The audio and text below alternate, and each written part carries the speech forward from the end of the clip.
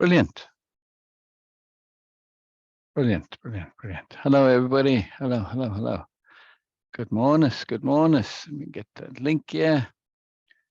Yes, Norma, coming.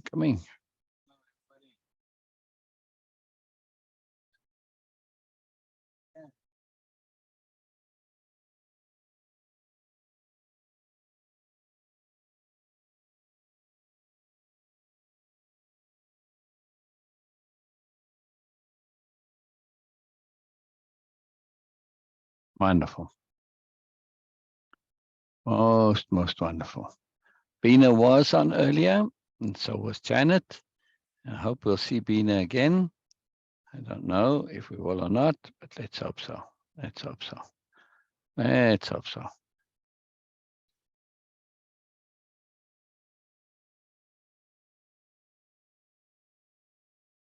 Having internet issues. It goes that way some days. It goes that way. You never know. You never know. I was going over the story with Janet, and I do want to get to the end part of it, to do, from a capital R reading part of it. There's some significant aspects in there which I'd sort of forgotten about a bit. I wish it's on Sunday, but I do want to go over them. We'll get there in a moment. I'm just sharing it real quick to all the different places. It's important to share. Put it in the guide and so on. Share it to my timeline. It's so that it's available and accessible. Many can't come. This time everybody's working. It's not the most ideal time to do a live. It's probably the least ideal time to do a live, actually. But that's just what it is. It's all good. It's not, the purpose of this is not to do it so I have followers and likes or anything like that. That's just that. If it comes, it's fine. That's not the point of it. But still, I like to share it and put it out there so that it is available. It does make a difference. Yes, come on, Facebook, hurry up. Hurry up. Facebook being sluggish. Ursula, as she shares her story of coming from her world, it starts off with this discussion about, that even though you've had the right of it all your life, there's a more right out there. And particularly that first part, Camillus gets stuck on this. Like, what makes you think you have the right of it? And then I'm not sure if this in this point, but later on there's more discussion about this, and especially Nora brings up some very good points about it, and it's how she phrases it, and there's a preciseness to it, there's a delicacy, a nuance. The key point is that when we need to shift, we have to shift. We can't stay the same. Ursula makes that quote from Sherlock Holmes. Well, in her case, on her world, it's, I think I may have explained this yesterday, there's a bit of nerdiness there. Everybody claims, like Klingons, I said, they claim Sherlock Holmes is Klingon. Shakespeare is totally Klingon, according to them. And, well, all right, they sort of have a good case with Shakespeare. A lot of Klingon logic in Shakespeare. Anyway, the main key part is that in all this takeaway, the end result is there's a finesse that comes from Ursula in her understanding of things, in that she says, yeah, but it's not just about how this idea of right, it's also about truth and integrity and honesty. I can only be honest to myself. I can't go back, and I can't, if I can't go back, I have to be here. And since I'm here, I can't behave in the way I used to behave. And therefore I have to change. It's as simple as that. Right? There's only way she can resolve those different impossibilities, and what's left, even if it's improbable, must be the truth. Very, very powerful, very sophisticated understanding from her. Yeah. All right, let me just take care of.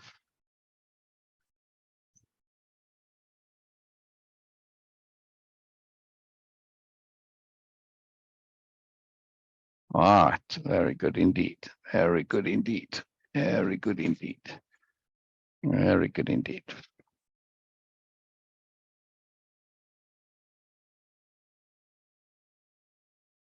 All right, take care of the business. Everything is wonderful. Business always good. Hello, Norma. Hello, Norma. Hello, Norma. Hello, Norma. That's you and me, Norma. You and me. You and me. Too wonderful. Too wonderful. Too wonderful. I'm going to continue in a moment, Norma. I'm just arranging my windows here. I like it. I'm like it. I'm glad you're here. How are you, Norma? How are you? How are you? How are you, Norma?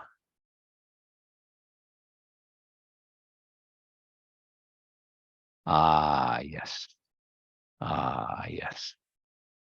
We come to this point where Ursula says, this that I was saying about this, that you need to change, and how she says that there are some on her world that are able to come into contact with the more, with the overwhelming, with the paradigm changing, and they're able to just sort of see it and say, and then they just kind of deny it and ignore it and not know it, and they can go back to their worlds and they can create some elaborate redefinition of themselves in order to excuse or justify or legitimize not changing, or to whatever change occurred to make it be okay.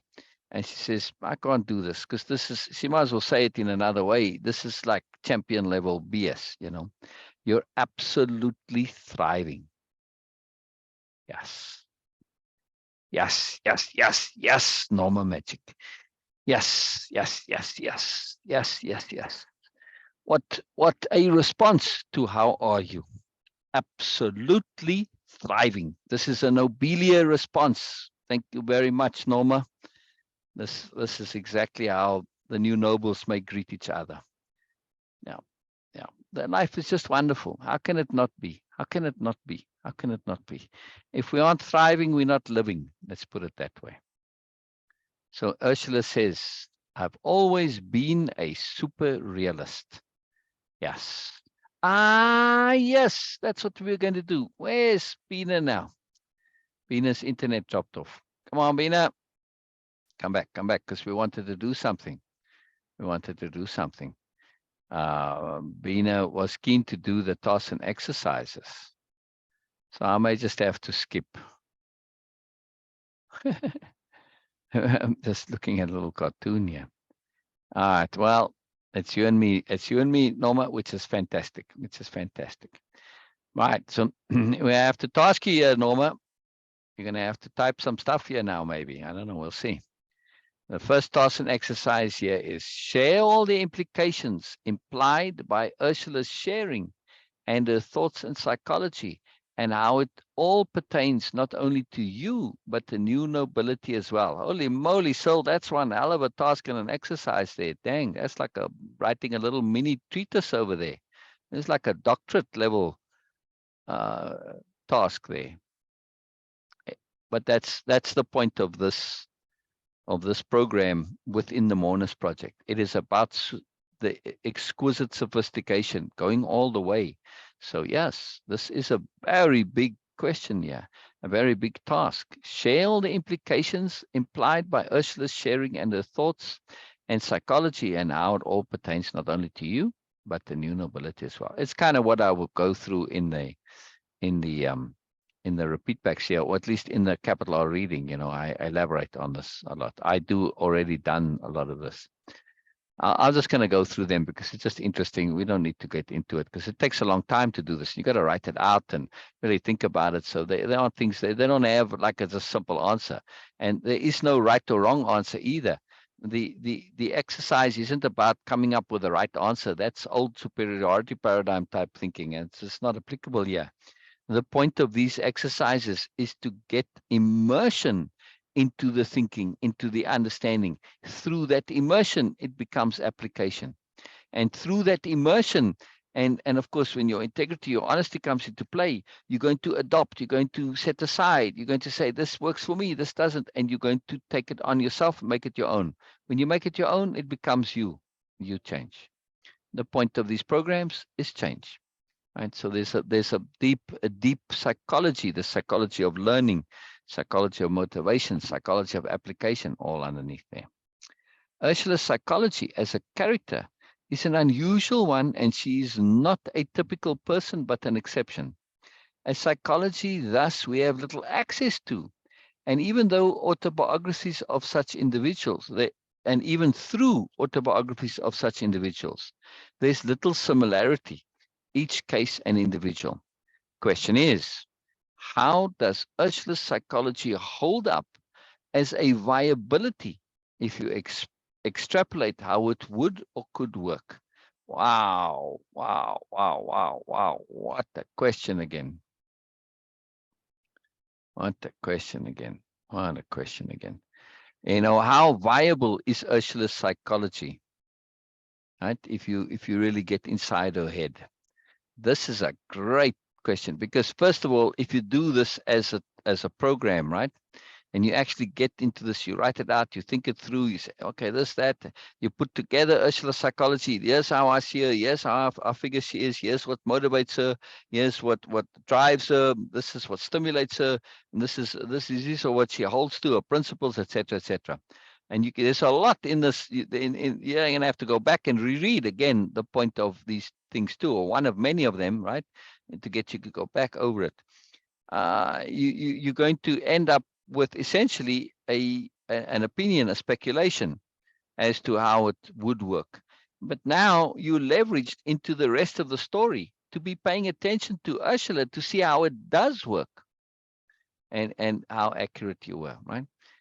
So, because Ursula is a very cohesive character. Sometimes in stories, and authors do this on purpose, they write a character and then the character does something out of character. And I don't mean just a surprising or unusual thing, but something that doesn't fit. And they break the character, as it were.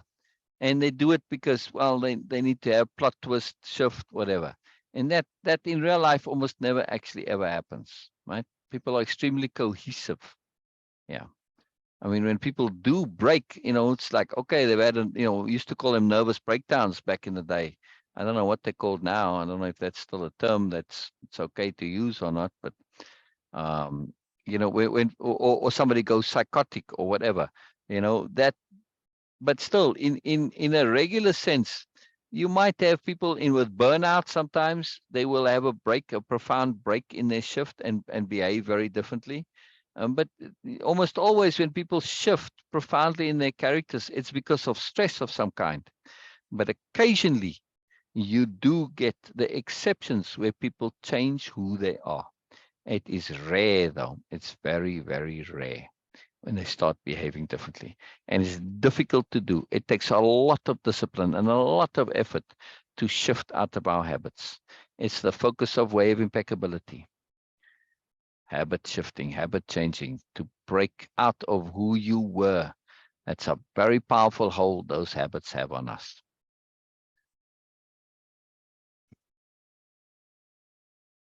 Ursula is not only different as a typical successful person, but also behaves very differently in the circumstances to what might be imagined or expected from such individuals. Why? What other specialness is there to Ursula underneath, which enabled her to make a momentous decision? That is a very essential question. Trying to connect on Zoom and here too, but network is not smooth today. All right, Bina Magic. I keep trying, keep trying.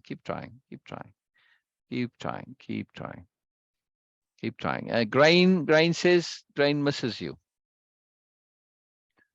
Oh, says, where's Bina? I miss you. I'm having fun chatting with Norma. Hello, Bina. Yes, hi, Bina, says Norma. And Bina says hello and welcome, everyone. And in case you can't read the comments, Bina, Norma said hello. Says hi, Bina. No, thank you, Norma. Thank you, Norma. I love when you welcome the people, Norma. It really it touches my heart. It's a very big deal. I said this many times, but inclusivity is a very big deal to me. And I feel it's a powerful thing, powerful thing. Ursula's psychology, right? And what makes her different? What makes Ursula make this momentum decision? This is the key that we have to unlock. And it's an incredibly potent point. It's going to be explored much. Now, very important to understand. Because if we can unlock this and figure out the essential quality, the mindset, the belief system, the attitude that leads to Ursula being able to do what she does, and we can likewise change when it's required of us. Like in this case, there was no option for Ursula, it was required. There's no option really for Camillus either. The same factors apply to Camillus, yet he doesn't. And she does. And we are going to see the difference between the two. It's a big deal. It's a big deal. What other specialness is there to Ursula underneath, which enabled her to make a momentous decision? Does Ursula's explanation of her comment make sense and fit everything? That's it. Now, it's kind of a separate question there. It should really be in its own little paragraph, but I think I'm out of space here. Yeah, maybe somewhere. Ursula's explanation of her comment is, it takes up a lot of time and space. It's a very, very big point. And it's very important to look and say, does it make sense? You know, Camillus is really wants to know this. Yeah, it's like, hello, you know, does it? I feel it does, but not all may agree. You know? I mean, I'm Biella satisfied, the group is satisfied, everybody's satisfied. I think even Camillus is satisfied. That doesn't mean, though, that it does make sense. Share what points of insight and understanding Ursula shares directly or indirectly. Wow, that's a very interesting question or task. Share what points of insight and understanding Ursula shares directly or indirectly. I'll have to go back and really look at that to pull that out. There's plenty that she shares, both directly and indirectly. What all have you learned from Ursula? Her explanation and the implications from her behavior and changes. Norma, Bina, what all have you learned from Ursula and from her explanation and from the implications from her behavior and changes? Come, you guys got to type a bit there. You got to type a bit there.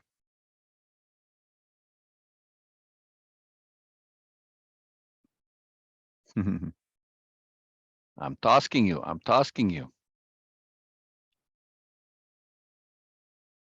I'm tasking you. I want to see what you come up with. It's a big deal. It's a very big deal.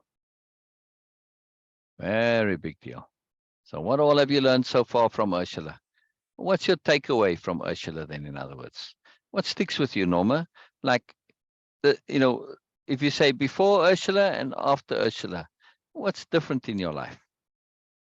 Just by maybe not in a deep, meaningful change necessarily, but different by way of awareness, understanding, insight, etc.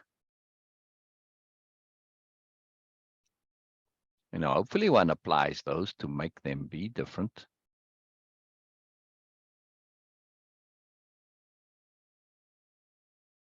Oh.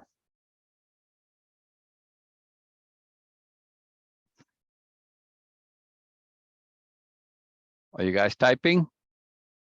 Are you typing? She is more than she wants to be. Wow. Wow, wow, wow, wow.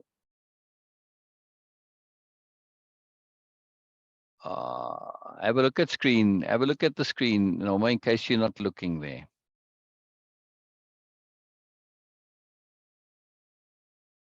Look what I'm doing.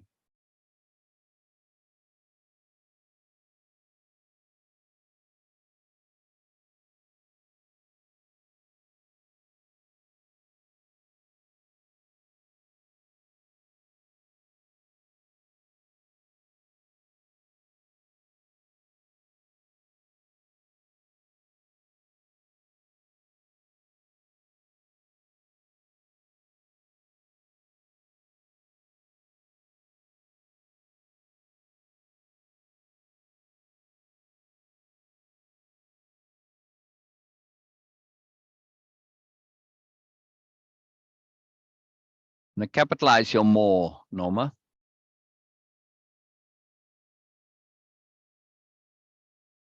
What a quote. What a quote.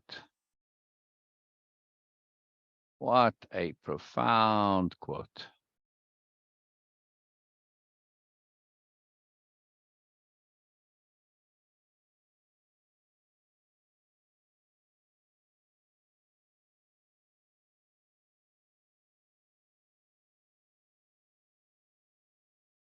The implications of this quote are really, really, really profound. Norma continues to say, I feel she's waiting.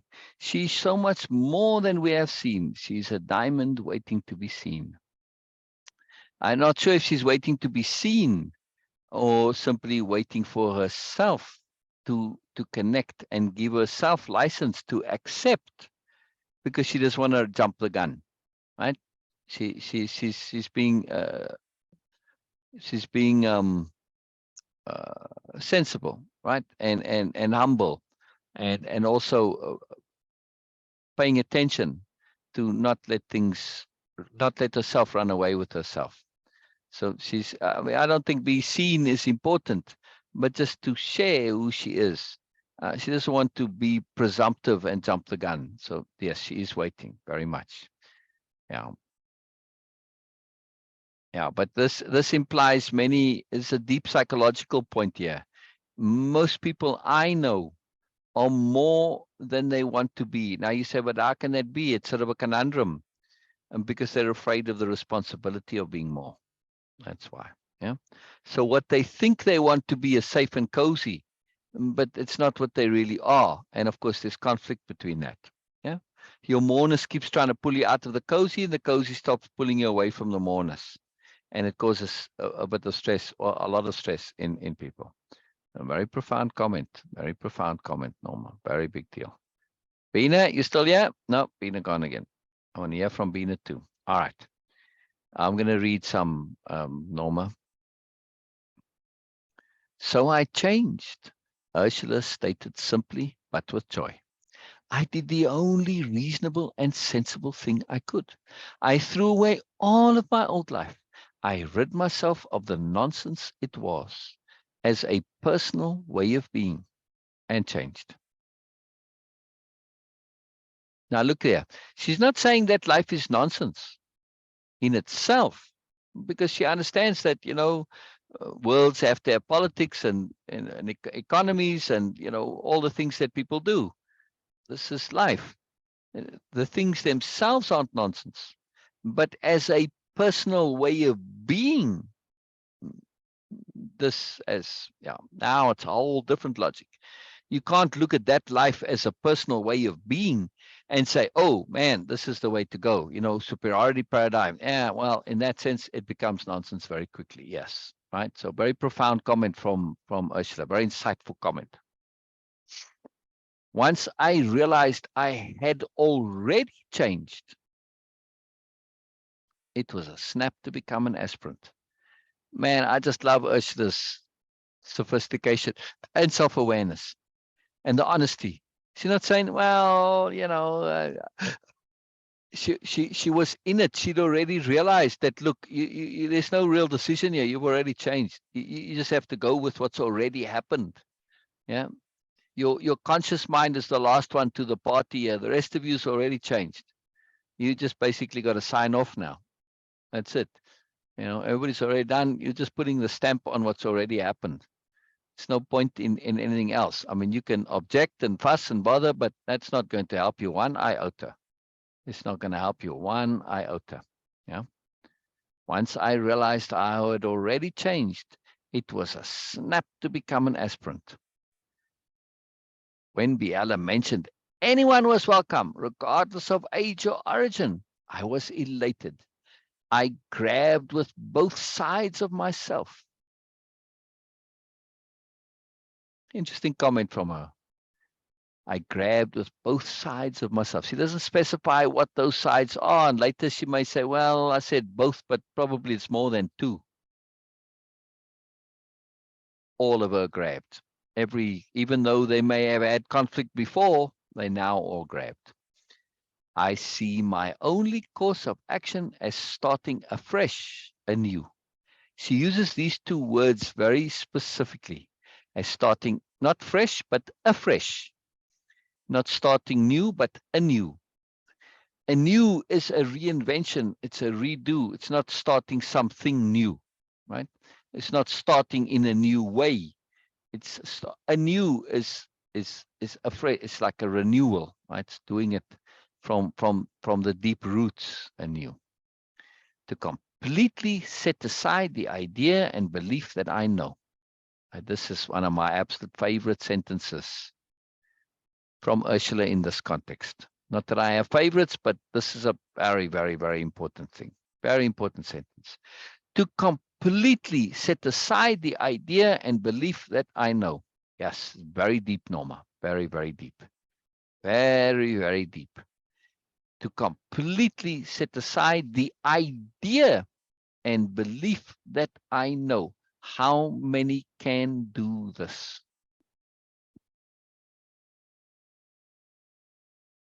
To set aside the belief that I know, not about specific things, not that I know about politics or know about business, know about people, psychology, philosophy. No topic to it. No, nothing. Just that I know. End of story. Do you think, Norma, that Camellius could do this?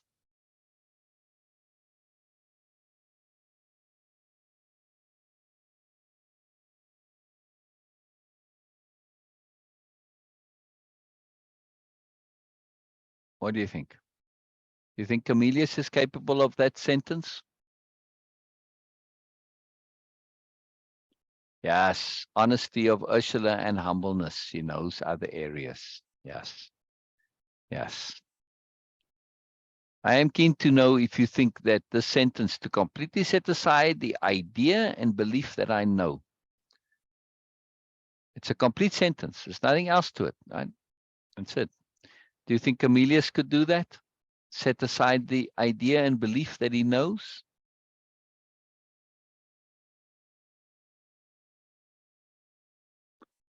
She goes further.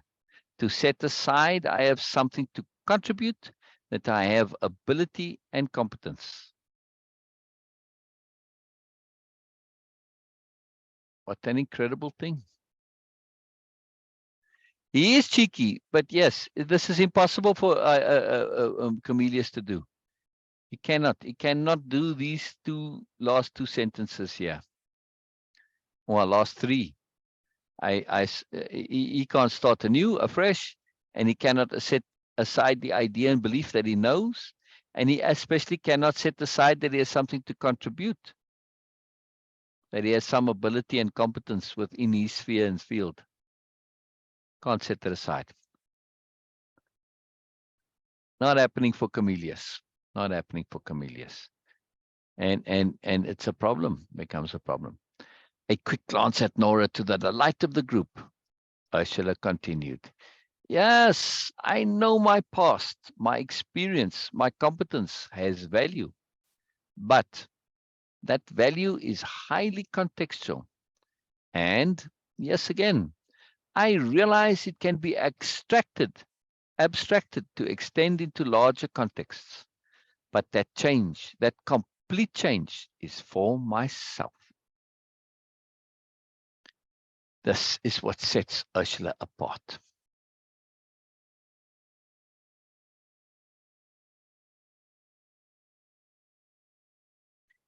Ursula is in the most profound, sophisticated, noble, sensible, sober, awesome, fantastic way, saying that in this I have to be utterly, utterly me and me alone, me first. Yeah, oh, it's all right, Norma. You take your time. You take your time. I can't type as fast as I think. Please don't be so you. I type away and you're talking. Ah, I see. I don't like him much so far. Yeah. What I used to have called common. That's fascinating. That is fascinating that you feel this in Camillus. Even though he's very intellectual and very sophisticated, he has that common side to him. Yes, absolutely.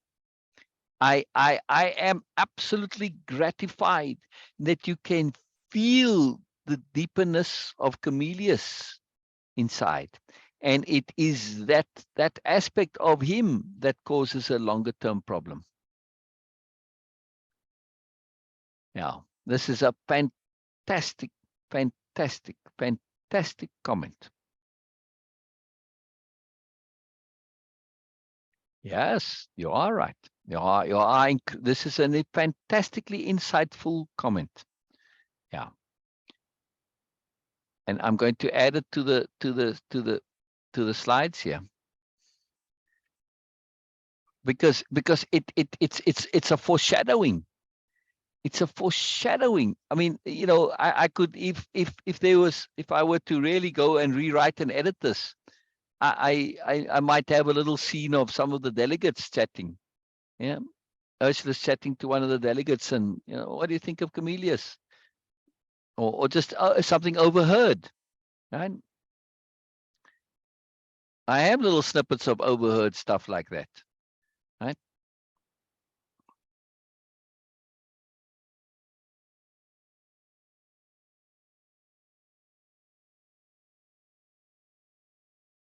Right.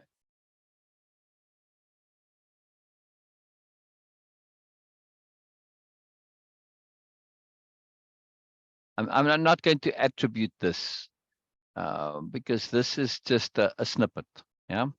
Well, I'll attribute it to snippets. I have a book, one of the extended works called Snippets, or even snippets of conversation, but it's just from snippets. Yeah. Yeah.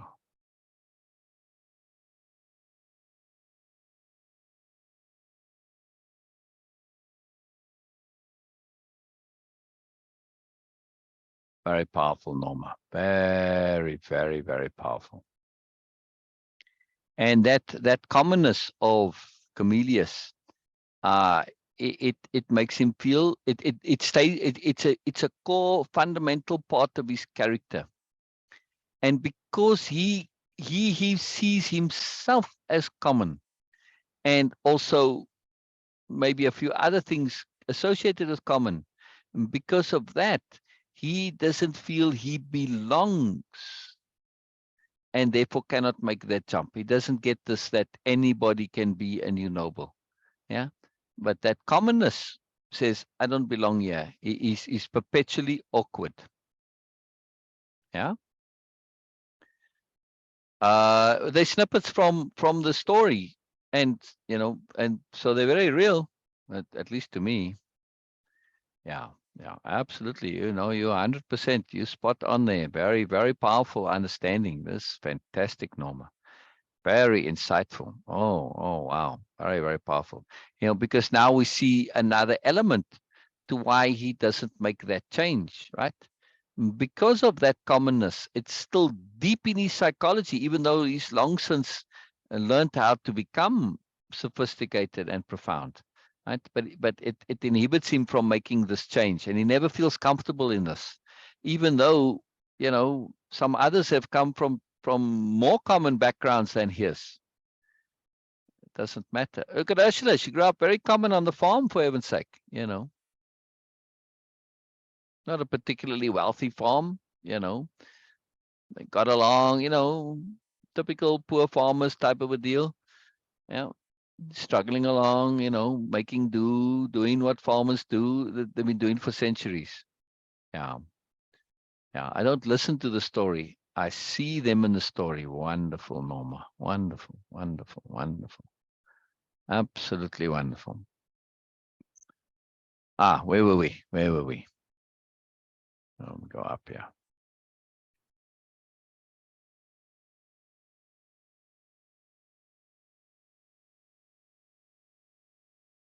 I realized it can be abstracted to extend into larger contexts, but that complete change is for myself. It is to make it easy for myself. Why would this make it easier for her to set aside knowing, to set aside that she has ability and competence? It's to get any resistance and obfuscation out of the way. A deep leverage of myself, capital L leverage. Yeah. Oh, don't be embarrassed. Why? Why is it embarrassing to be highlighted? You don't have to feel special either. It just is what it is. Oh, that's it. Are your comments not valuable contributions to the story? Don't they belong in here? They do. So there you go. Just accept it. It's valuable. Simple as that. Very easy. It's to get any resistance and obfuscation out of the way. A deep leverage of myself. I know if I go to the extreme, I'll be more open. I'll be evaluating from the ground up. I'll be building a completely new system. Ursula's sophistication on this point is profound. She understands learning. If you come and you bring your old system, you build on top of that system. And well, when you build on top of something before, you don't get to make the structure in its entirety your own. Right? But when you say, no, sorry, yes, we're going to rebuild this temple or whatever, this hall or whatever, this building, this home, this castle, whatever. If you say, oh, we're going to have to start from the foundations, you take out the foundations or you go into a whole new spot. To rebuild the same thing from new is not the same thing as building it on the old foundations. And when this comes to knowledge and understanding and awareness and ways of being and ways of living, which are very practically oriented, you need to have those foundations be your own. If they're not your own, it's very difficult to have full competence in this. You have to have those foundations, have to be intrinsic, they have to be completely innate in order for you to be able to just act on them, right? So she understands that she has to build the system from scratch, even though many of the things she knows are already there and she's aware of them and knows them. But now she's going to be putting them back in. She's throwing it all out and putting some stuff back in again deliberately, right? Now think of this in the context of your wardrobe, right? Norma says, yes, but doesn't mean I am seeing the same as you. I even know what they are wearing. If you remember, I loved Ursula from the beginning before she spoke. Yes, I know, Norma. You are perceiving outside of time and space here, and I appreciate that. So what is Ursula wearing to you? I've written the characters in such a way that that the reader can create them as they see fit. Right, so I don't say Ursula has brown hair or this or that. A little bit later, her hair comes into it, but that's later. She actually doesn't have brown hair, or black hair, or blonde hair, or red hair.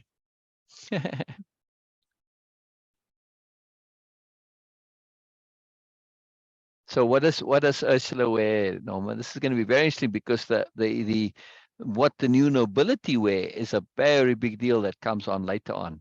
But I also don't mention it now. I'll kind of leave it open.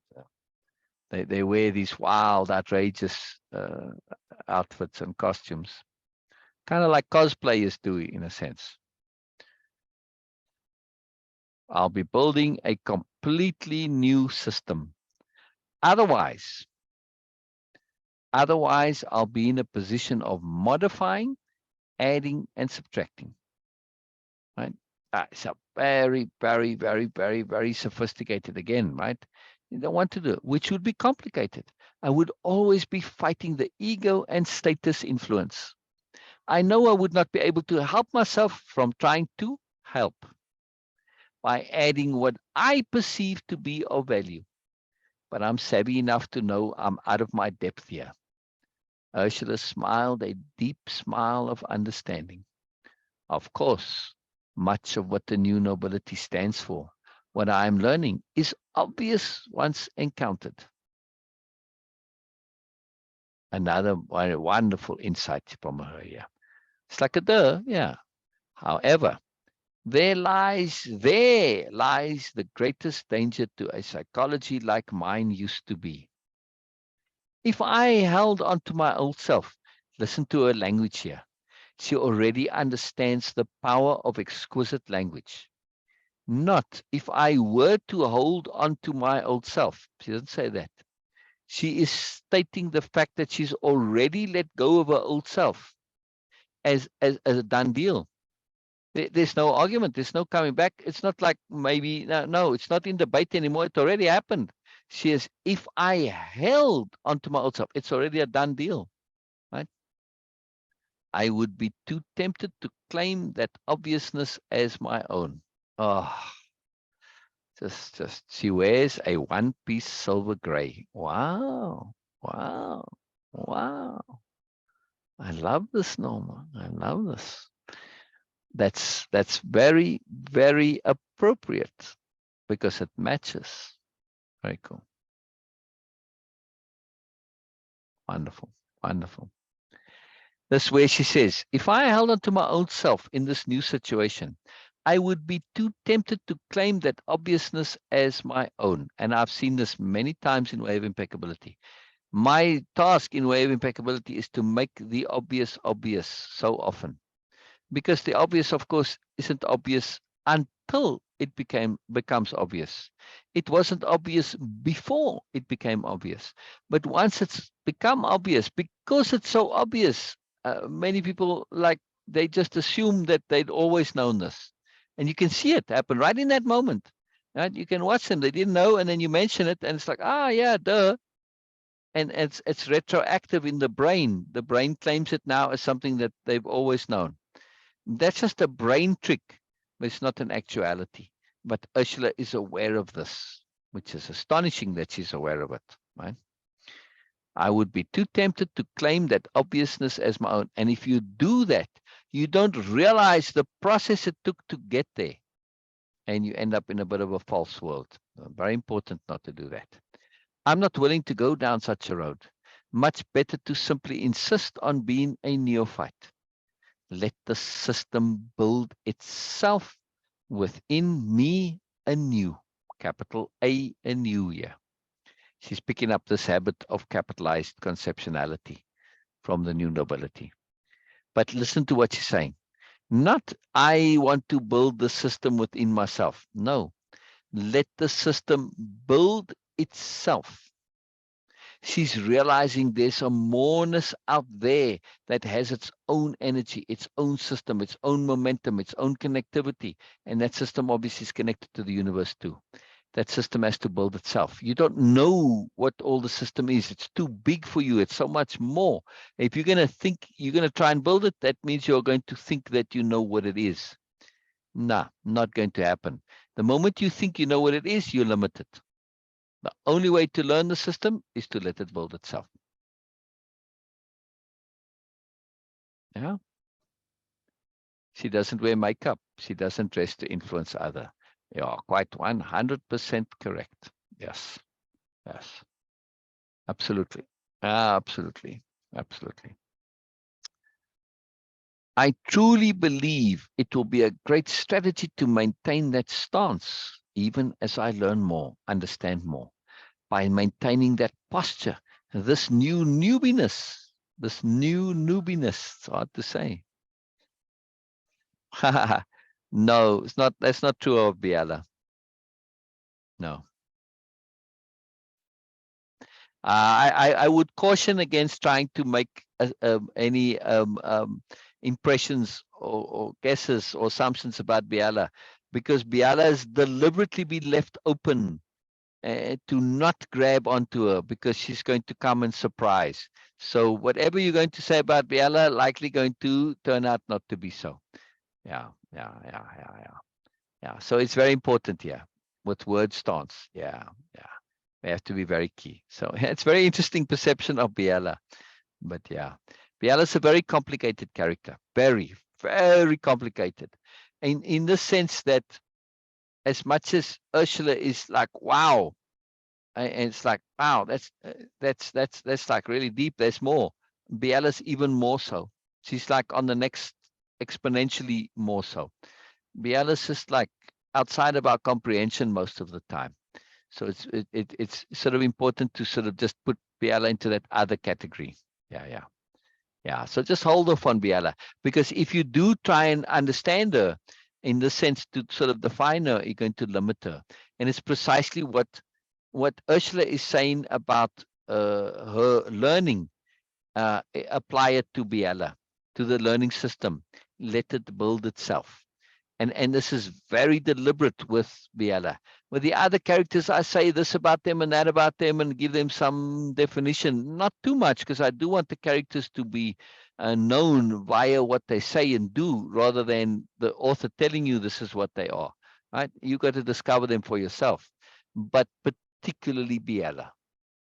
Biella is a continual surprise. There's always more to Biella.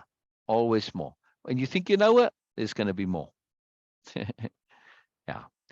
So she says, I want to maintain this new newbiness, to be a noob on purpose, a neophyte.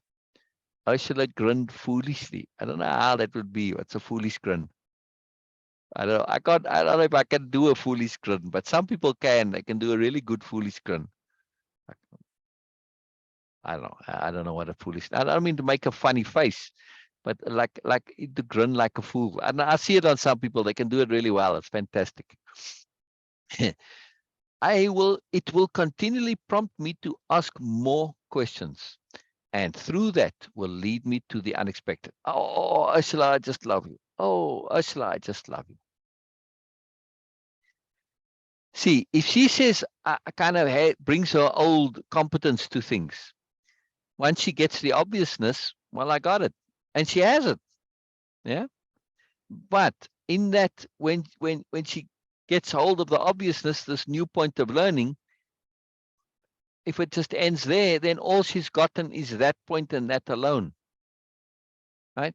Now, if there's unexpected lurking out there, you don't know what it is. So you can't particularly connect to it.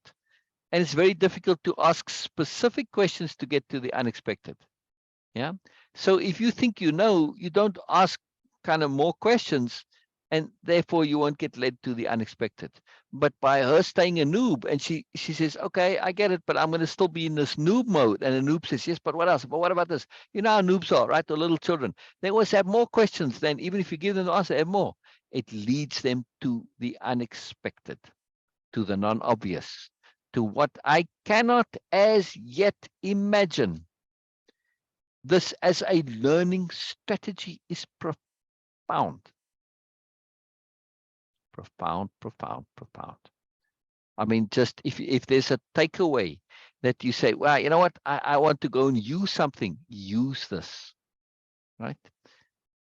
She says that it will continually, being a noob, being this continual noob, will prompt me to ask more questions. And through that will lead me to the unexpected, to the non-obvious, to what I cannot as yet imagine, but what I could easily miss if I adopt a system which gets me to a false sense of understanding the system once I have the majority of it.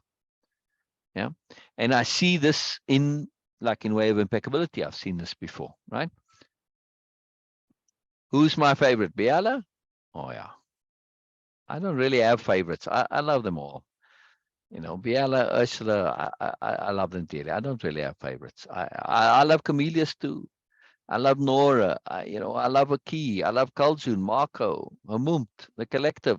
Collective kind of hard to love because you don't really get to know them. I love Shah, even though she doesn't say much. So I love them all. The big woman, I love it too. I love all the characters. Dream Deer, who comes later. Hyla, yeah, all of them.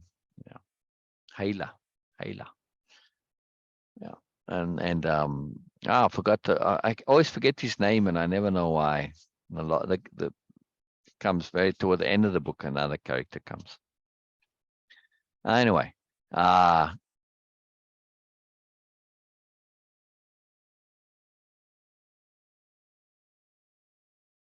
do this will give me a false sense of understanding the system once I have the majority of it.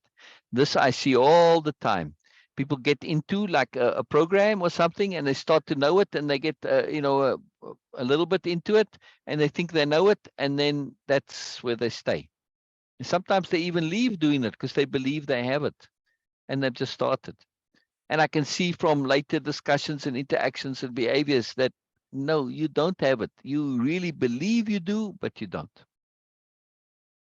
It's a difficult trap to get out of. Once you believe you know something, it's very hard to go back and explore it further. Why? You already know it. What's the point? And then you get stuck there. And you never get to know what you didn't know that you didn't know.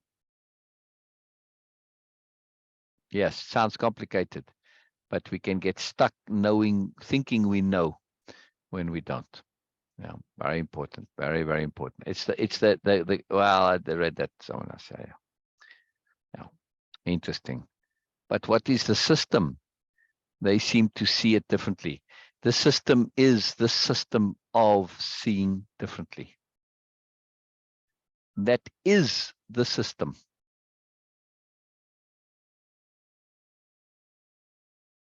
Moreness, seeing things differently on a continual basis. You're always seeing more, always seeing more, always seeing more. Very, very powerful. I really feel we have to stay in that place of learning, that place of the aspirant, as long as we possibly can. And here she has thought it through to the end. This is not a unique perspective to Ursula. Almost every aspirant and new noble has come to this same understanding of their own accord at some point in time. It is why, as a whole, you ask, what is the system? The system for the new nobility is to be perpetual aspirants. Nora jumped up, closely followed by Aki, and hugged Ursula. Now, you see, earlier it was Biella when she said, I want to be a new noble. Biella was the one who jumped up and hugged her. This time, Biella lets the group, because the group wasn't around then, it was just the delegates. Now, in making space here, because she could have done it and preempted, but well, they acting instinctively, or at least with sophistication. It's not the blind point. They understand this, and because they girls hugging her, Ursula, they take a bit of potential. Or they don't know where she's at with stuff, but at least they feel fairly safe in this. But nonetheless, they now hugging her on behalf of the group, which means Ursula now is included. Not only, right, was she a delegate, she's in that group. Then Biella said, you're an aspirant, you're now part of the new nobility greater system, but now she's also been accepted into the smaller group of Biella's friends. Very simple little thing, but very powerful, right?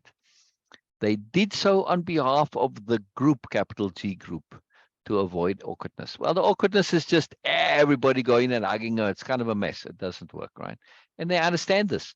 And they don't perpetuate such things. Once it happens once, they say, well, we got to figure out a better system. And they will discuss it and they'll figure it out. Hey, whoever gets there first, you hug on behalf of the rest of us. All right, cool.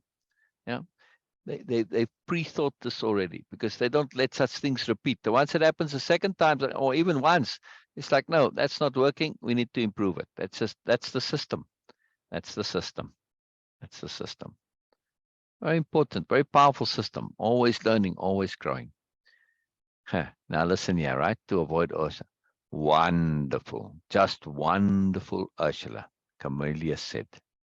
Biella smiled and beamed her love and appreciation, putting everything, it seemed, on hold for a while. This is a deep insight into Biella. Right?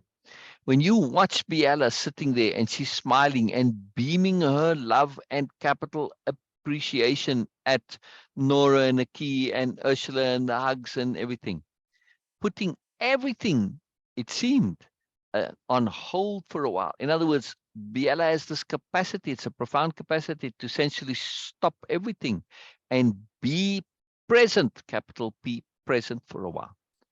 But it seemed, she's like that scuba diver I always talk about, that always knows where the surface is. Biella always knows where the surface is. She's able to put it on hold, but she has that little thin thread, little line, that little string that gets connected out there, right? She can always pull that little string and the thing pops back open and up, and there you go. Right?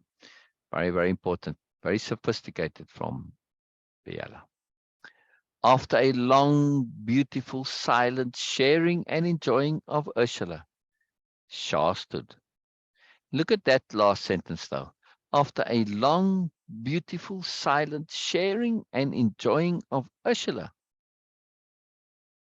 they took this time to appreciate Ursula. Part of the system, Norma.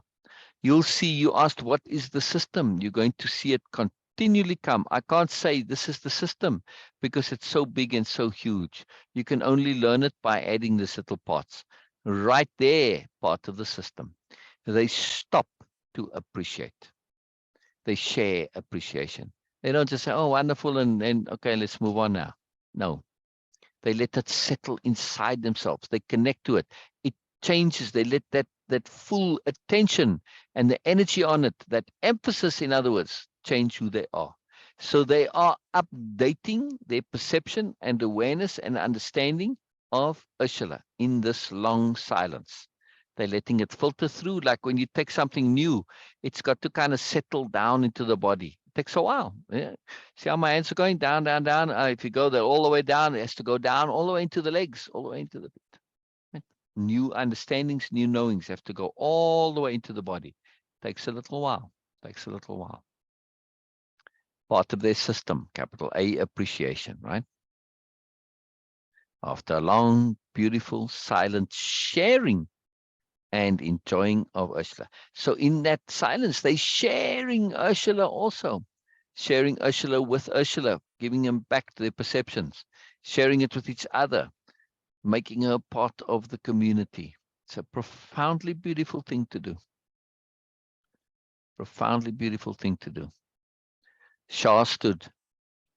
But, she said, borrowing the theme of the day, doing so seriously, however, Shah seldom spoke, and when she did, usually had a penetrating point. But there's a problem. She left off, looking first at Ursula and then very briefly at Biella. She mostly said the minimum and sometimes even less.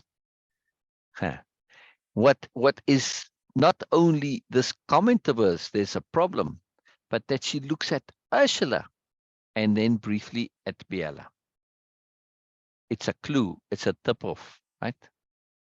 Because what was the last thing that Ursula had said? I really feel we have to stay in that place of learning, that place of the aspirant, as long as we possibly can.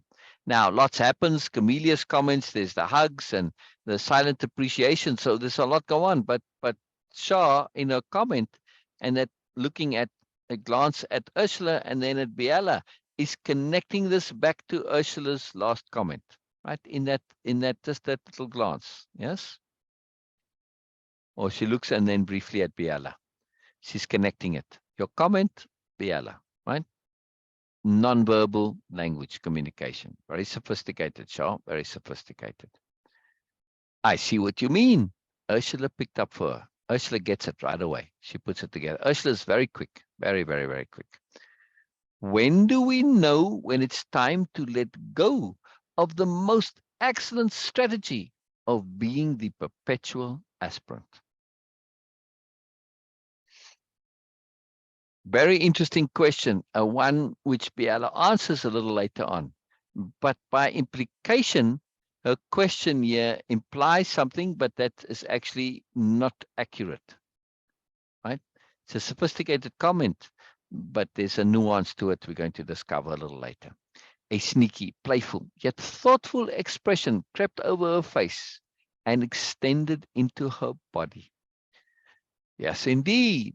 We are faced with a living anomaly right here, she said somewhat cryptically. Camelius fidgeted a bit, but relaxed when it became obvious he was at the focus. Yes, Camelius, you need to fidget a little bit there. It could very well have been you. I'm intrigued at this conundrum, Ursula continued.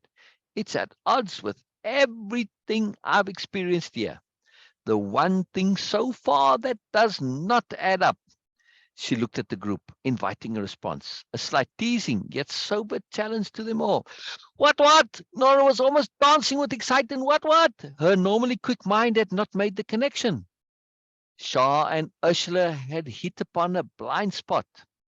Nora loved those, always eager to uncover them. Look at Nora's sophistication now.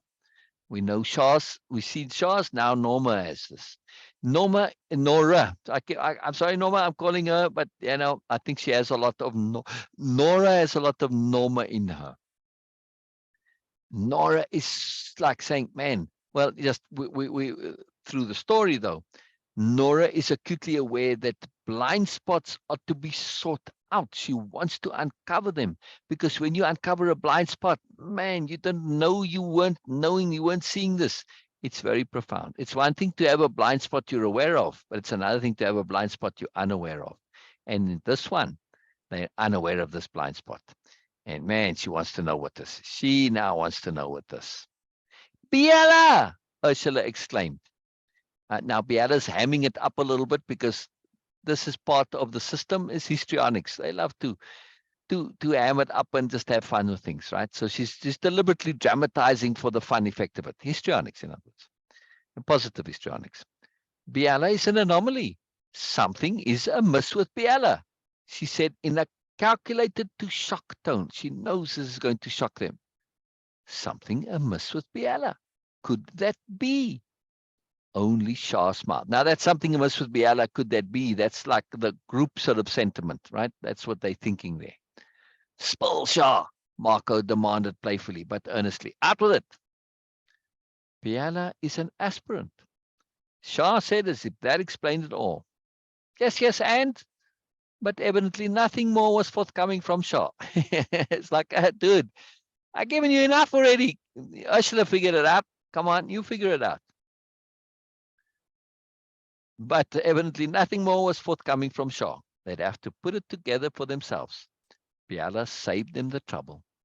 Ursula and Shah are referring to the fact that I am still an aspirant.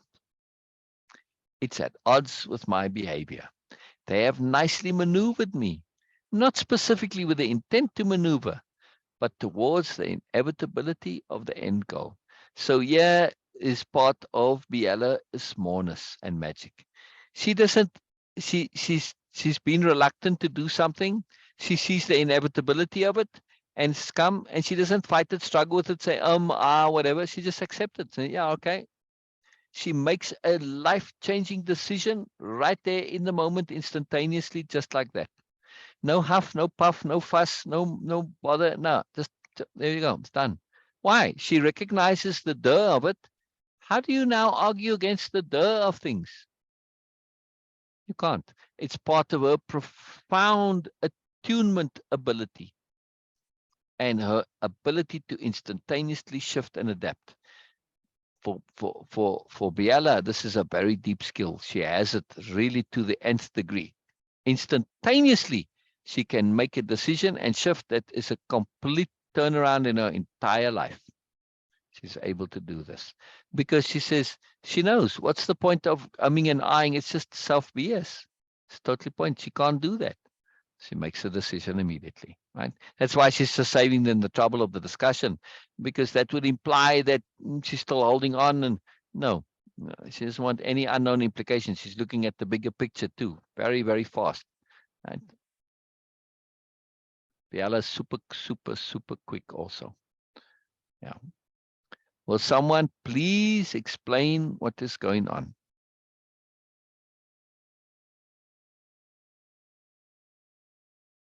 Oh.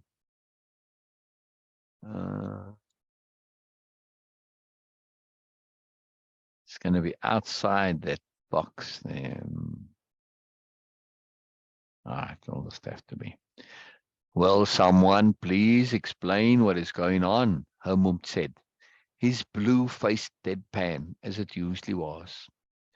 Sometimes some things did not click right away with him, just did not click right away with him. It's time for me to become a new noble, Hermund, Biella said. But you are, he protested. Very sweet, very sweet. Biella probably gives him a hug right there. Maybe a little kiss on the forehead too. Thank you for that, Umum. And yes, but I mean formally. Technically, I am still an aspirant. Oh, yes, I actually knew that. He's not being clever in the way teenagers are. He's realizing that he did actually know that, but he didn't put it together. Oh, he grinned, transforming his face as he put it together. His own words click with him. Yes, I see. We all just got used to you, I guess. Yeah. And that's the thing. They had gotten used to her, right? And they just, she's a new noble. She's long since been one, but she's still technically an aspirant. A small voice filled the ensuing pause. Why? Was all it said. And isn't that the question here? Yes, you're technically still an aspirant, and they all think of her as a new noble, right? Like, look at the move. He says, but you are. And she says, thank you. But but the question, he doesn't say, but why? Right? The collective, as brings up. If anyone could say less than Shah, it was the collective. Yeah, I was telling somebody yesterday, the collective looks like an ambulatory termite hill, right? Like this, just sort of triangular, rough shape, more or less, and it moves. Yeah, yeah. How exactly it moves, we don't quite know, but doesn't matter.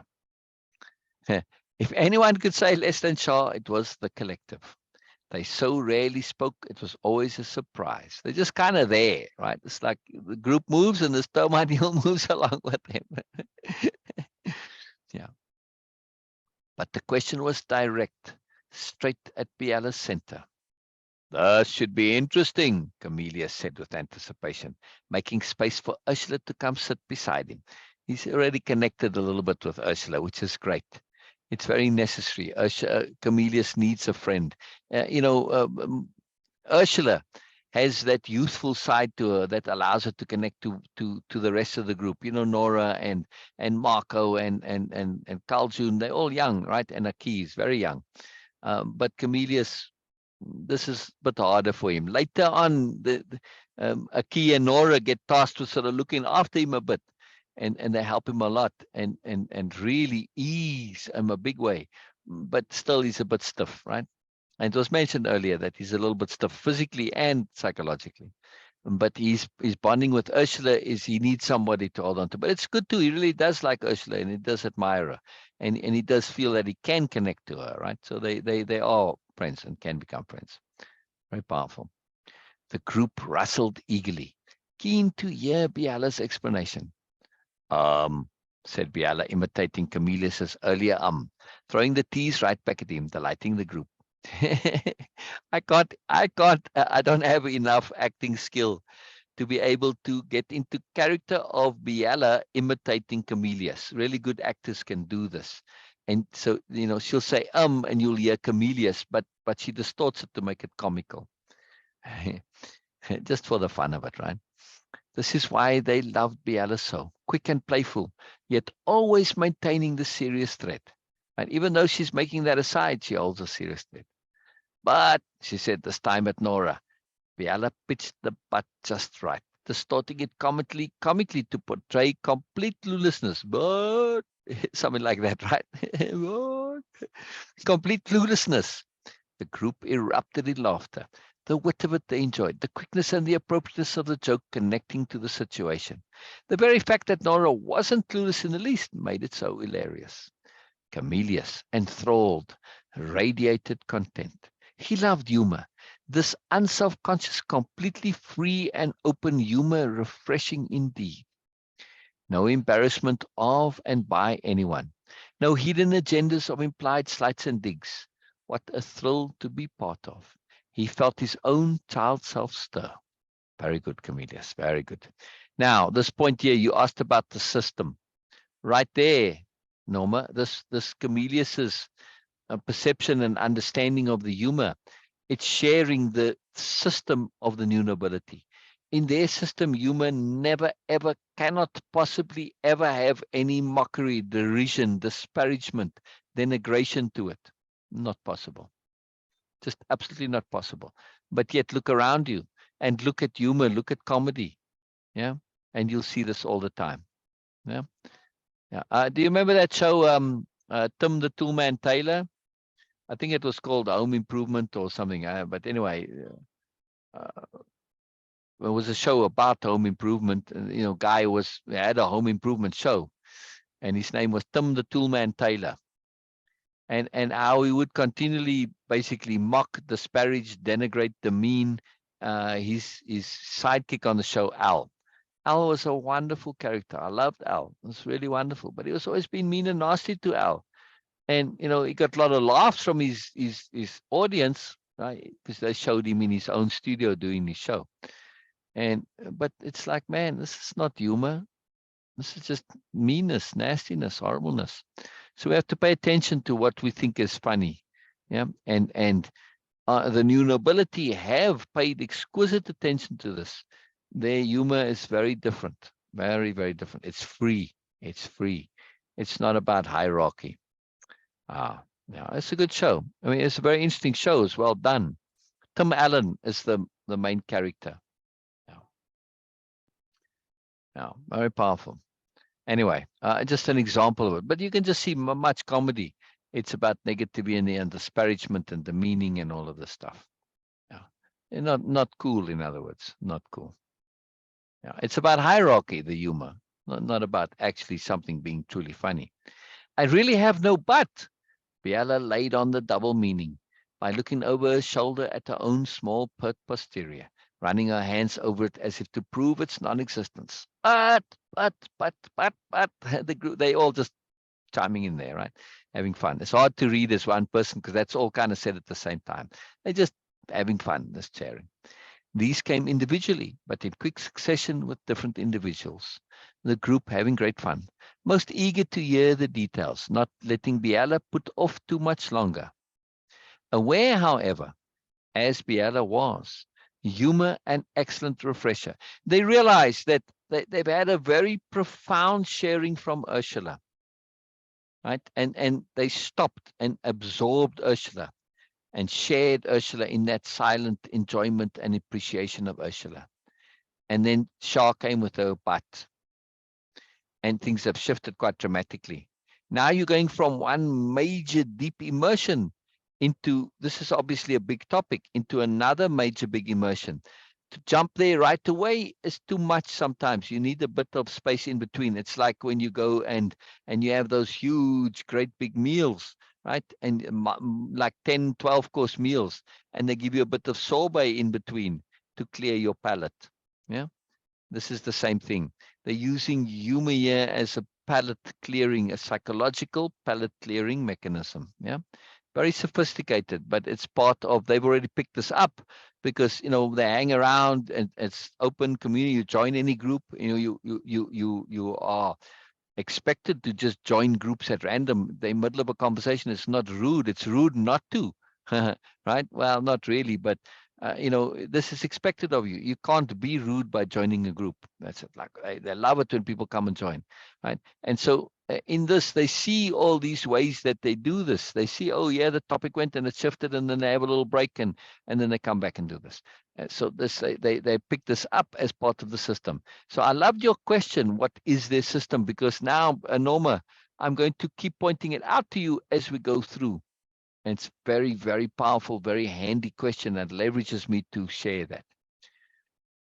Very, very powerful. So the system here that Biella is tasked in showing the delegates is going to be revealed in a very big way. It's a very, very powerful, complex system. But we don't have to remember the details. We have to just get the detailed understanding. It's about a sobriety, a sensibility, and a focus on joy and learning and moreness. It is a moreness culture, in other words, right? Nobility being an aspect of moreness. Aware, however, as Biella was, humor and excellent refresher. Most useful as a transition, especially after an extended period of intensity, such as they had had from Ursula. Biella moved to sit down, right in between Camillus and Ursula, demurely shaking her backside comically to make space, squeezing down in between them before they could move. You can just imagine, right? You probably remember when you had children, right? And you were sitting next to somebody, and then the child was to come sit in between the two of you, and they kind of wiggle inside there, right? So this is what Biella does. Having great fun, of course. They're not giving them chance, making it a bit awkward, but that physical context, kind of physical humor, right? Yes, detailed understanding, moreness. Yes, yes. Very. It's to the nth degree. It's taken all the way to the maximum. So yeah, Biella's having more fun, hamming it up some more, right? And teasing both Camillus and Ursula. But also, there's always that deeper awareness with Biella. She knows in this physical maneuvering, wiggling in between them, she's establishing a very familial, uh, fraternal type of a relationship, right? That's something family does, brothers, sisters, right?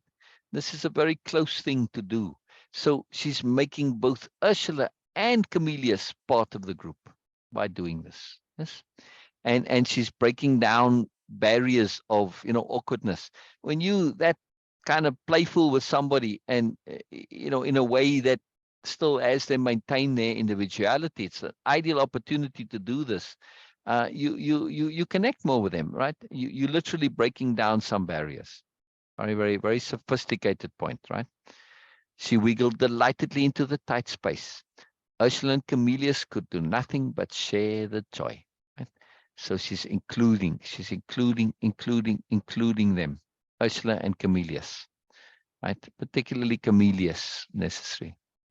Camillus considered why he seemed to always be getting into the thick of things despite his shyness and reluctance to be in the spotlight. He had that why me look on his face, a magnet for teasing. You gotta say, why me? You gotta get teased, dude. I mean, come on now. But the group would be careful, not ever pushing past the point where it was comfortable. So they know teasing. They love to teach each other, but they know where those limits are with each other. They aren't really. But with somebody new, they have to be careful. They don't yet know, right? Biella had already picked up on his ambivalence. The others took many of their cues from her. They can't help it. Biella is so more, you can't help but take your cues from her. Camillus seemingly uncomfortable and happy at the same time. This is just core essential Camillus. Yeah, uncomfortable and happy at the same time. Biella suspected he was caught in a contradiction of his own making. So very Camillus, delighting her. I mean, she loves his core, even though his core might be a contradiction. Doesn't matter. Loves him anyway. It's a very simple sentence, right? That Biella suspected he was caught in a contradiction of his own making. So very Camillus. It reveals that she already understands his psychology and how he is very well, and not that she assumes that she knows everything, but she's got a very good insight into him, although she would never insist that this is so. She'd stay open and humble. But it also delights her to see this contrast, this ambivalence, this contradiction. You have to really think about it. How does this delight somebody? It's like, wow, that's a pretty big deal. I really have no word for my actions. Word singular. I am somewhat at a loss for words, plural. Just Biella. It's just Biella-ness. She straightened a bit, more serious. I've been nominated to be a new noble many times now. And this is the system, right? By implication, you get nominated to be a new noble. Now, it's not specifically spelled out here, but one sort of has to take it for granted that, well, if you're nominated, then you have to get accepted. And who's going to do the accepting? Some committee, some individual. But this is the new nobility. No, it's by everybody. Now, in the actuality, right, in the extended works, I go into, and some of those, I'm writing them as if some scholar comes to Nobelia and says, but how does the system work, right? And then they write the scholarly article on the Nobelia Society. So those are little snippets that come into these different works. Just a nice way of giving an insight, right? And that's how it is in the real world. If something is out there like the military, you can go and look up a book and somebody's written a book about the military or about some aspect of the military, or like whatever, some detailed fine point. That's how scholars do things. Anyway, on this point about how you become a new noble, first of all, you get nominated. Then all of the new nobility can vote. Now, of course, if you don't know the person, you don't vote, right? So therefore, the ones that do know you end up voting. But anybody can vote if they wish to. Yes, it's everyone. However, to make sure that this thing works right, you have a minimum of, and I haven't established a number yet, but I think probably going to be like 1,000. But it will be it may be a number that's not a logical number that you think, a round number, like it may be, 897. You say, why 897? And they say, who knows? At the time this was established, that it came as an anomalous number from the universe, and they looked for a number, and who knows? It may have been something that was playing on the Comm. There's some anomalous thing said, there's your number. Okay, they went with it, right? So 897 it is. So a minimum of 897 new nobles must approve you. Now, the only time a new noble is actually going to vote on an aspirant is if they really know them. They're not going to lightly say, hey, you can be a new noble, because you're now taking a great responsibility to become a new noble, and to be this, you representing the entire new nobility, the new nobility corporation. Is a huge, big deal on this. Plus, you're building a society. You have to really know this person has actually been there. Now, first of all, they're not likely to get nominated if that isn't so. But the person nominating them may know them better than somebody else, yeah, or may not know them as well as they think they know them, and may be mistaken about them, right? Because they know this. You may have a bias, yeah, and all sorts of stuff. So nonetheless, now you've got all these great many people who need to know you. What does this mean in the actuality? It means that as an aspirant, you can't just hang around with a few new nobles. You have to go and really meet as many as you can, way more than 897, and get to know them, and they need to get to know you really well. And why is this beneficial to the society? Because the culture, the system, you're not acquiring it from just a few, because that can easily lead to distortion and bubbles and pockets. No, you're acquiring the culture from the greater mass of everybody. Yeah, because you're going here, there, and everywhere, right? And you're really encouraged to go all over all over Nobelia, to connect with as many new nobles as possible, right? So now that's, by the time you become a new noble, after years, obviously, right? Typically, you've met thousands and thousands of new nobles and interacted extensively with them, right? Where you've gotten to know them, they've gotten to know you. Were enough so that you're at least memorable, because of course, as a new noble, you meet many aspirants. They come and they go all the time.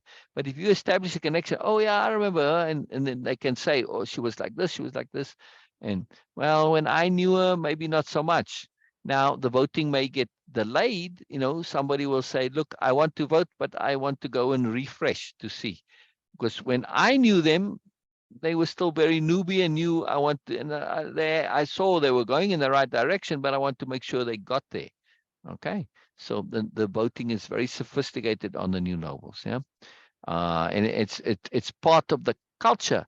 It ensures that the culture is not only vibrant, but it also gets handed down in a overall sense, not just in through one person's understanding.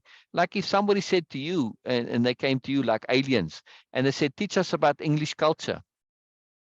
You do your best, but it's not realistic that you are going to succeed in sharing English culture as a whole. Yeah, they'd have to go to many different English people, right? English women and men, to get a full grasp of the culture, because cultures are bigger than the individual. So the new nobility are sophisticated in ensuring this, very sophisticated. And also, They want growth. So to be a new noble, you have to basically say, well, can I see a bit of moreness? Have they learned more than what I knew back then? Yeah. So it's like this collection of computers, and they say, wow, you know what? We're going to admit a new computer into our group. But have they done all their upgrades and updates? That's not enough.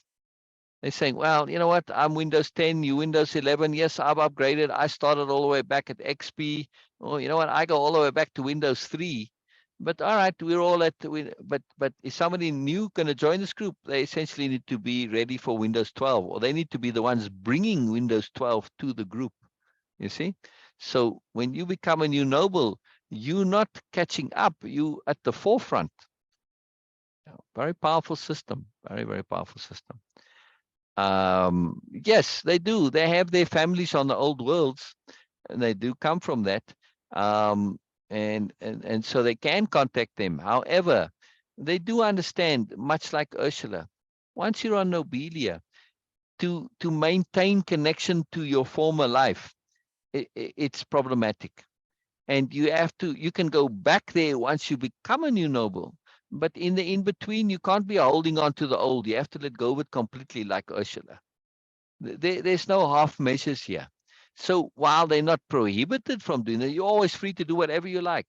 But to do so is going to put a big constraint on you becoming completely different. Look at Ursula. If she connects to her friends and family and whoever back in that old world, what is going to happen? She's going to automatically, in order to connect to them, have to be old Ursula.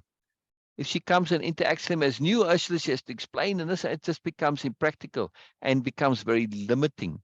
So yes, they can, but not. Now, once you become a new noble, then typically the universe arranges through force of circumstance, to put you elsewhere.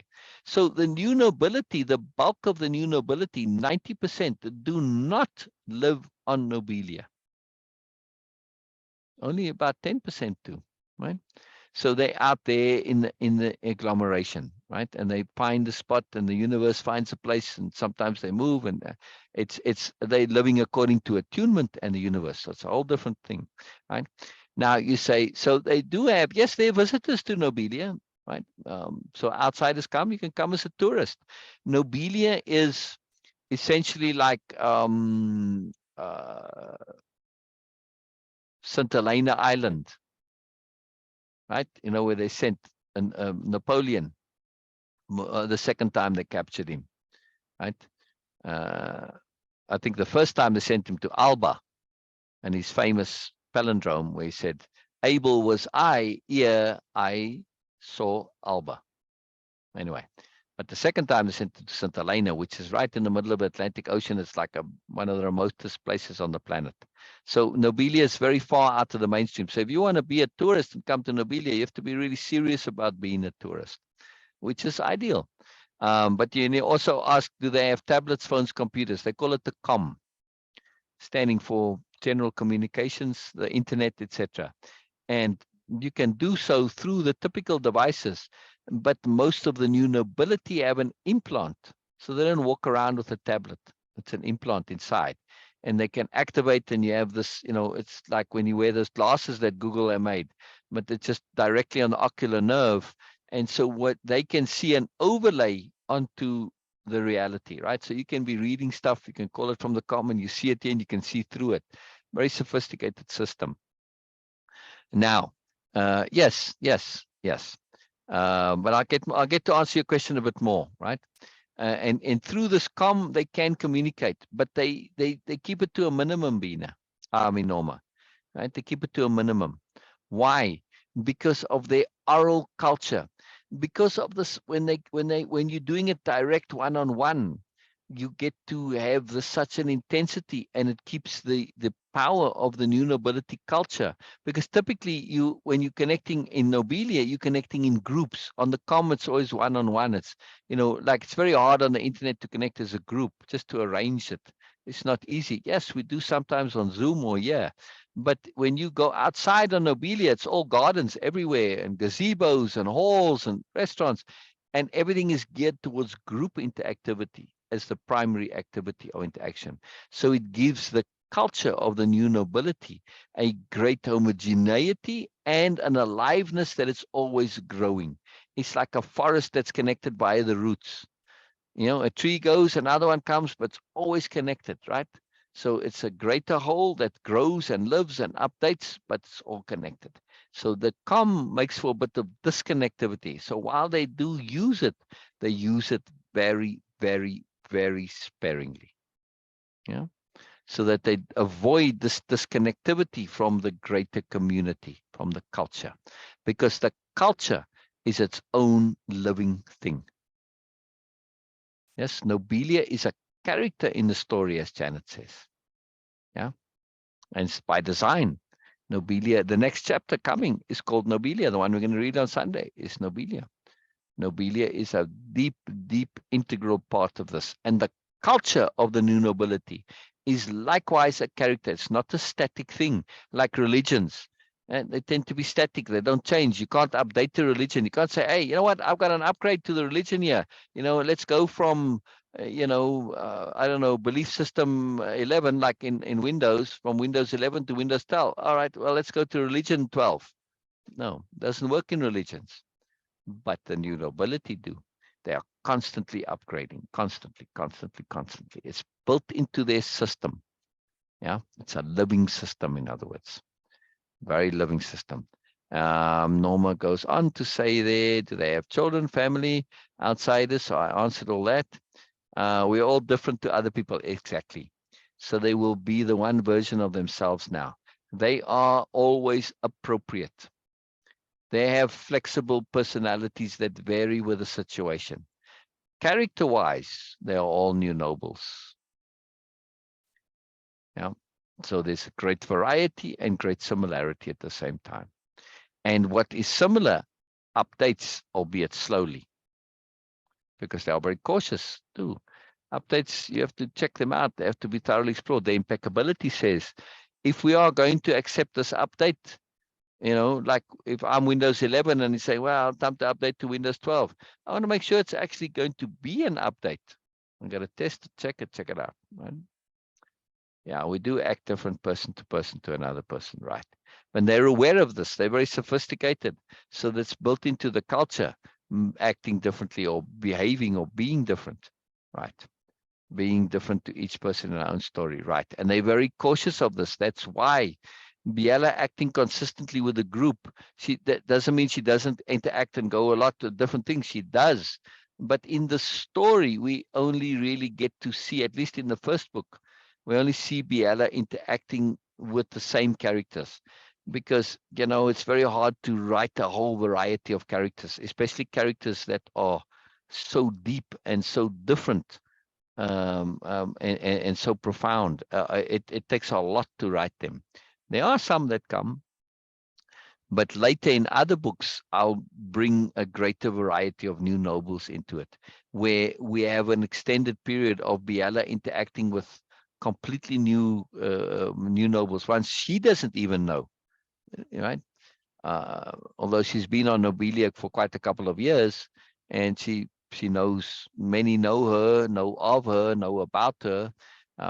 She's almost kind of, well, she is, not that they have celebrities, but if they had one, she'd be the closest thing to it, because she has a long history. She has a very profound history, and a very unusual backstory before she came to Nobelia. That's part of the prequels. Right? So very deep story. This lots of layers to it.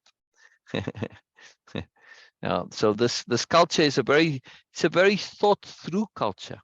There's lots of layers to it. Every single little aspect here. That's why I love that you're asking me about this, because I really get to share it, and all of those supplemental works, which I shall show you right here. Let's go here.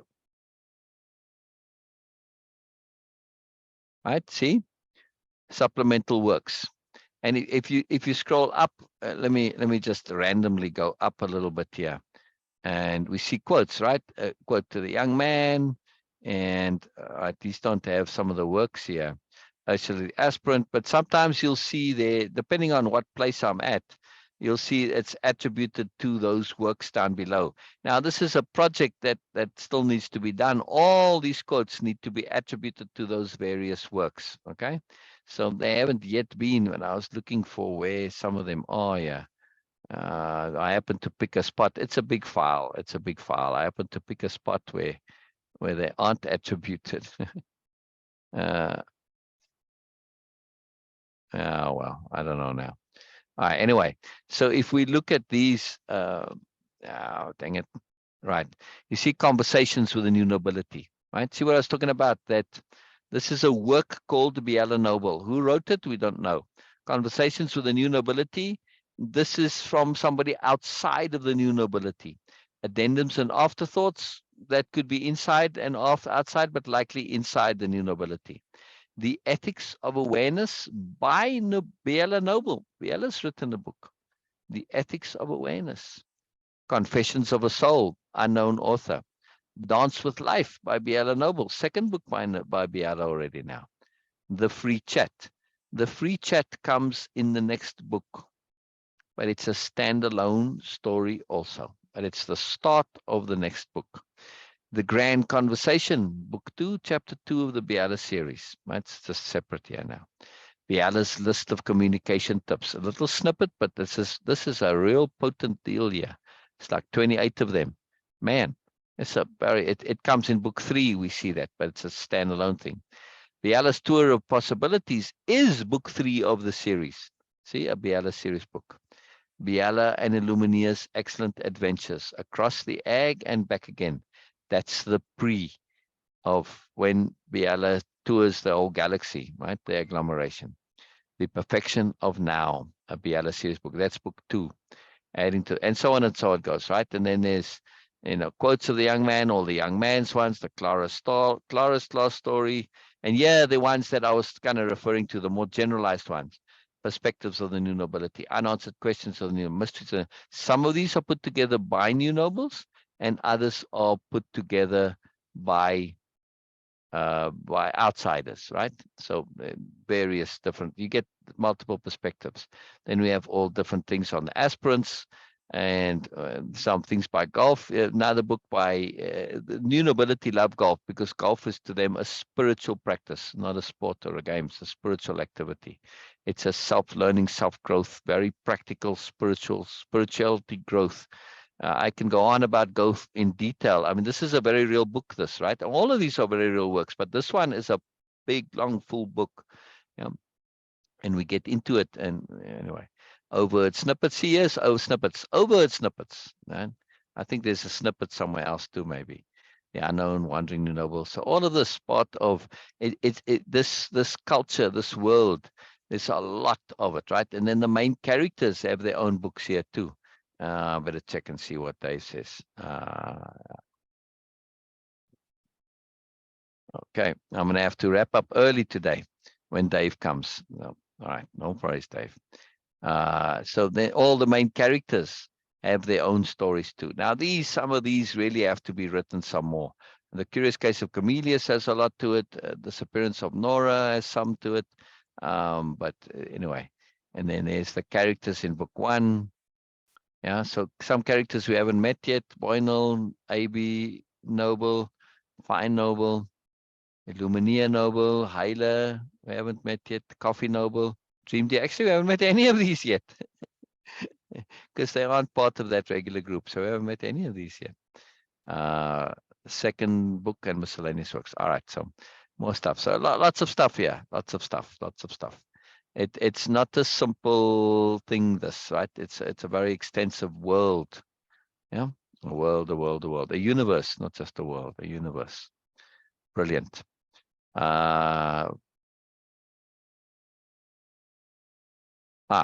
Camelius considered why he always seemed to be getting into the thick of things despite his shyness and reluctance to be in the spotlight. He had that why me look on his face, a magnet for teasing. But the group would be careful, not ever pushing past the point where it was comfortable.